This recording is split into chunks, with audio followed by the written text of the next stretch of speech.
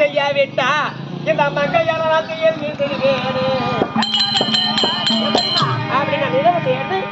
எங்க சித்தப்பாவை நான் சொல்லவும் ஆமா எங்க சித்தப்பா யார் திரும்ப சாத்துக்காரர் எடுத்தவும் இந்த நிறுவனமாகப்பட்டது யாருக்கு தான் பால்தேவன் மூலியமாக கிடைச்சு பால்தேவனாக்கா காத்து காத்து மூலியமாக கிடைச்ச போது எங்க மாமா வந்து வேட்டைக்கு வந்தார் ஆமா அந்த வேட்டைக்கு வர சமயத்துல இந்த நிகழ்ச்சியை கண்டு